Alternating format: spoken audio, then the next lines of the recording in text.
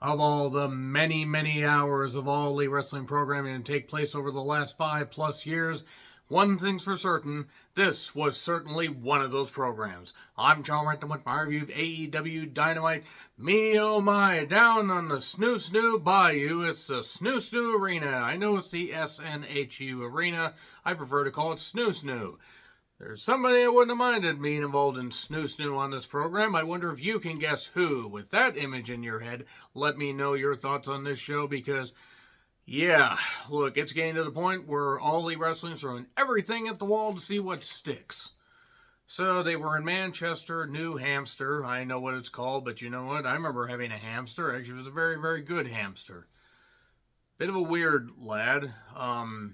It was actually more of a family pet, but he was a bit of a weird one. Did you guys have a hamster? Did you take care of it? Let me know. So, this is their venue debut, and the capacity for the Snoo Arena was around 10,000, and they had maybe 3,000, according to WrestleTix. I mean, it was under 3,000 before, like, a few hours before the program, but Jesus goddamn Christ. I mean, it's like their debut when they were in Everett, for the May episode of Dynamite that myself and my best friend Roxy went to. And they had about that same amount of people. So, it's going head to head with NXT, which I expect this program will end up doing better. And yes, I know the ratings aren't exactly every single goddamn bit, and everybody gets too freaked out about them. At least this is on their regular night, but outside of a couple things, I mean, this was just the same shit. Same as it ever was. That crowd sounded really small. There were moments where they tried to sound loud, but Jesus. Shivani's in the ring, brings out the Hurt Syndicate, loud MVP chants.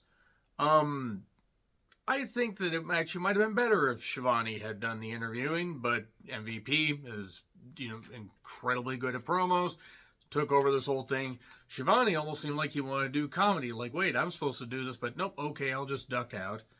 So, a big pop for Lashley, and that's good. Lashley and Shelton are combined almost 100 years old. Now, with MVP, actually, they're almost a combined 150. MVP is a great mouthpiece. Lashley and Shelton still look great, so this, at least, is being taken seriously. So if you accept us, great. If you reject us, then this happens. They showed footage of Swerve getting beat up. And they said we didn't want to make an enemy of Swerve, but he made an enemy of us. And here's Swerve with Nana and a bunch of refs. And then he says, Lashley, full gear. Straight and to the point. In and out in about 6 minutes. That's what she said. Perfect. She didn't say perfect. Anyway, we get a package on Moxley and Cassidy, whatever. Claudio hit a guy who had an action figure in the crowd. Okay. Claudio and Pac with Yuta took on Orange Cassidy and Darby. At least Darby didn't have difficulty disconnecting himself from a cable this week, like last week. Look, Orange Cassidy invites him to the stage. Darby dives off one of the entrance ways, and then they do a bit of a brawl. Then they do a tag where they do the same usual stuff. Look, there are people that are buying into Orange Cassidy being more serious. The match was what it was. It accomplished what it needed to accomplish. I just don't give a shit about this storyline, so it didn't do anything for me.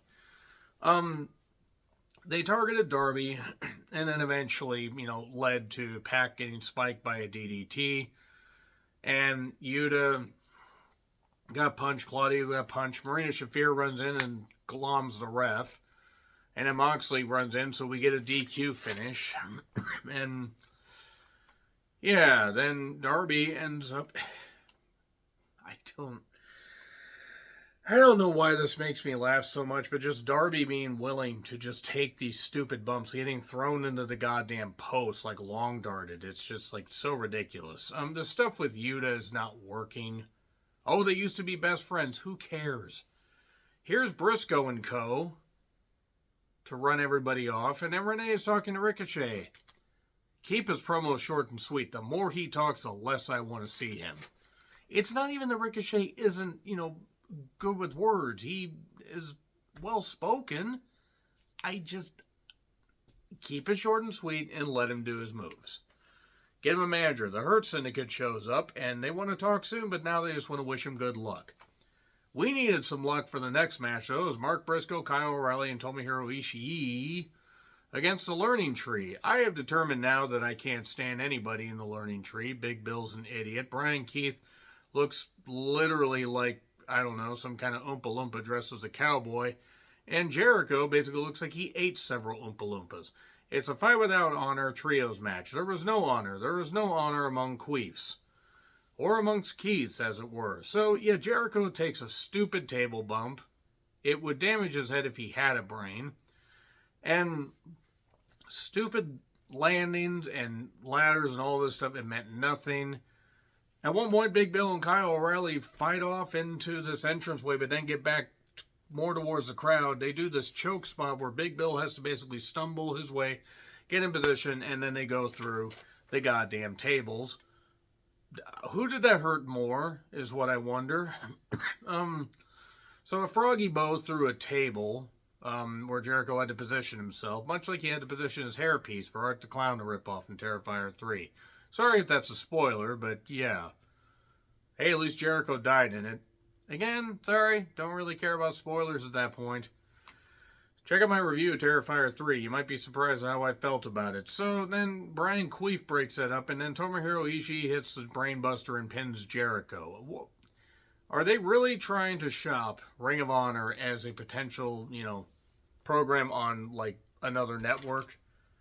Because Jericho ain't going to be able to sell them. I'm sorry, he just ain't. He doesn't have it anymore. He hasn't had it since 2019, early 2020. And he barely had it then. More right said Mox stuff. It's just, Yuta's a soldier, he's all this. And Moxley, at this point, is the most irritating wrestler on this program not named Chris Jericho. Not named Chris Jericho or the Bucks, because it's just, he wants them to be the best version of themselves.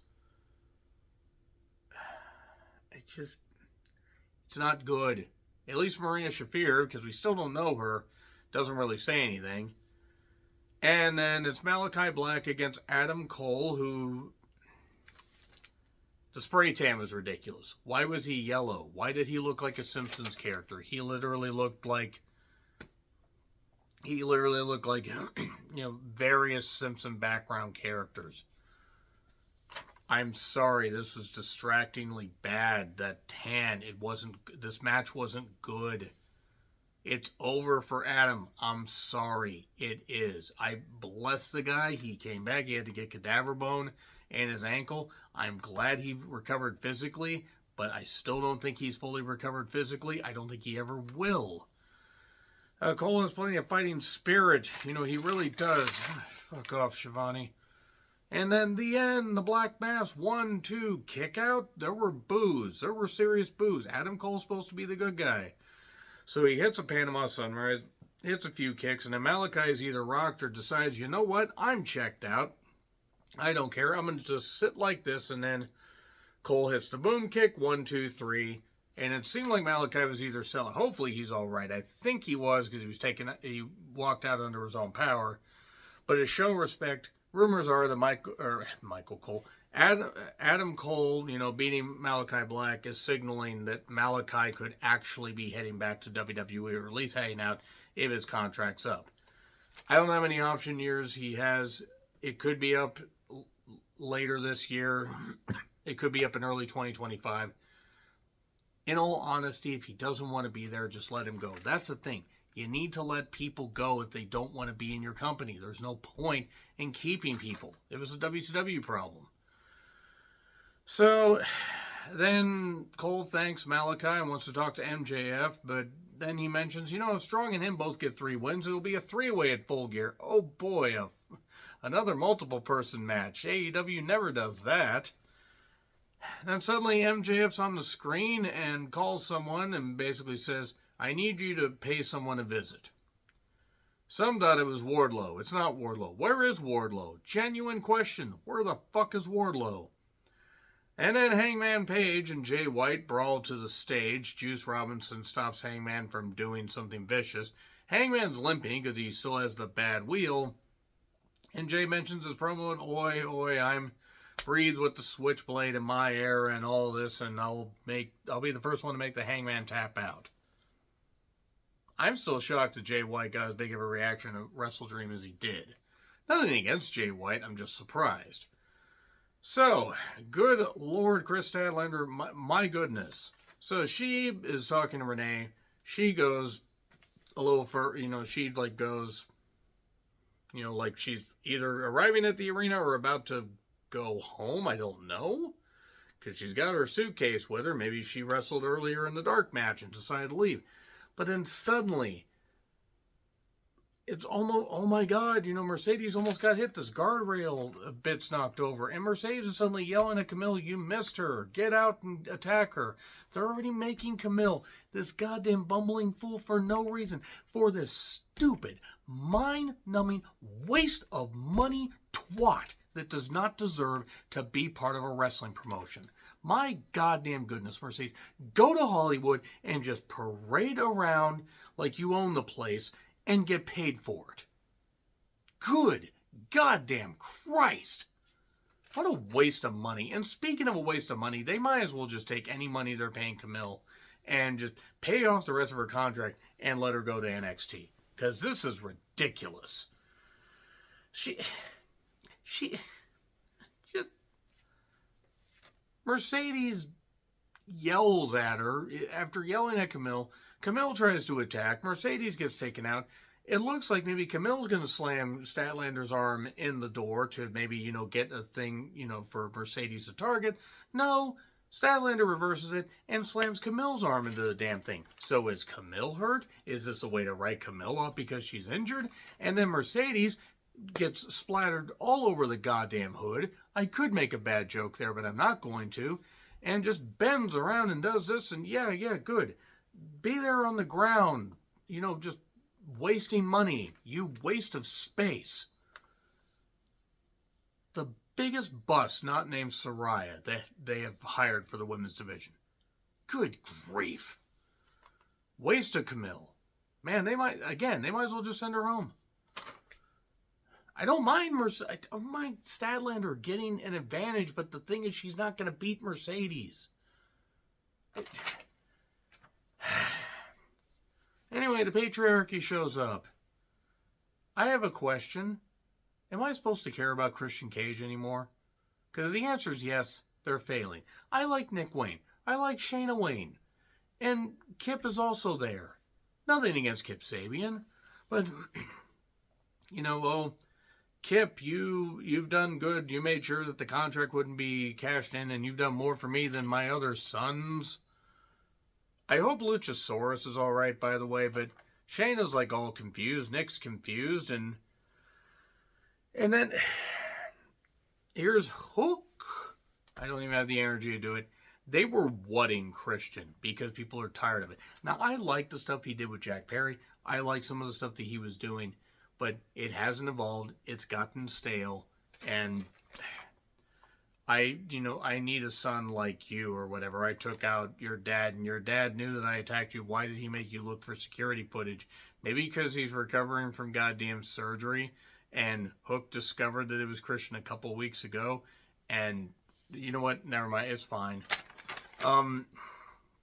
But your father was a big fish in what we call an outlaw promotion. I admit that line made me laugh because it was ECW, and ECW kind of was outlaw. It was good outlaw at times, but there we go. But I wish your father was dead. It's so bad. This material went from funny to just bad. Why were the security weird ninjas? Or like they were Foot Clan soldiers or the putties? Callis is being interviewed by Alex Marvez. Why is Alex Marvez still there? Why? Somebody push him out the door. Tony Khan, stop letting your friends be on television. Stop it. And you stop being on television. Anyway, some guy shows up with dreads and hands Callis an envelope of money and a ring. And then plays a message. MJF basically just says, I need you to take Adam Cole out. Don't scratch up my ring, or some people will scratch you up. That's the edited version of Smack My Bitch Up by Prodigy, by the way. Jamie Hayter then beat Penelope Ford rather quickly. I'm a bit shocked it wasn't more competitive. Then again, they were running low on time, but they also had a massive overrun. Maybe you should have put this on Collision to give them more time, or maybe, I don't know, have some matches go a few minutes shorter so you give a little bit more to the women. It's good that Penelope Ford's back. Jamie beat her rather easily, though. So, Mina is coming, and so is everyone else. So, then Excalibur does like a read about the G1 Climax and Okada getting the chance to tie Masahiro Chono as far as, tournament wins if he wins the Continental Classic. Nothing against the Continental Classic because it's a neat idea in theory. It's just poor execution because Khan can't execute anything properly. But no, the G1 was a lot more grueling, and also it's Masahiro Chono. Now, Kazuchika Okada is a tremendous talent. But whatever.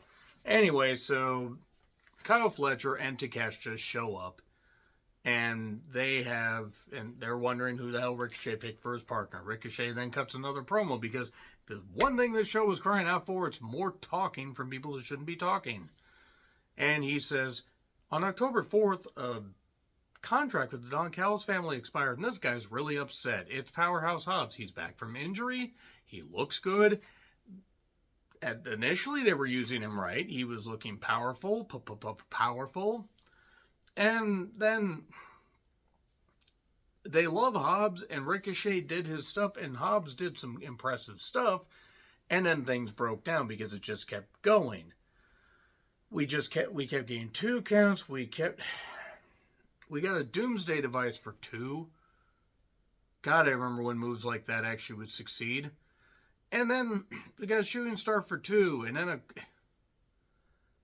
like it was like a clothesline variation, like a sitting clothesline something or forearm or whatever for 3.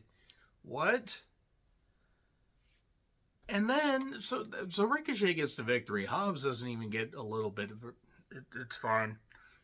But Takeshita got pinned, so I guess that's a way to build up the International Instant title for I almost said for WrestleMania. That would have been wrong. For Full Gear. But then all of a sudden Fletcher attacks the knee of Hobbs and then hits Ricochet with the chair. And then suddenly here comes Mark Davis. And then here comes Archer and Brian Cage. And then suddenly here comes Will Ospreay. Bruv. And he tries to go for the hidden blade after a big old melee and everything, but he can't. Okay, Ospreay versus Fletcher for Full Gear might be fine, but once again, and I know I said this last week, but I'm really starting to consider it. I got a lot of movies that I watch on Thursdays, usually Thursday afternoon, evening. But to be perfectly honest, guys, it is getting to the point now with Dynamite that if I'm not fully awake by the time I leave work on Wednesday night, I'm just probably going to wait and review it later because it's just not worth staying up for. That being said, let me know your thoughts in the comments. Like, share, subscribe, Twitter handle in the description. I'm John Rickland. I'll see you soon.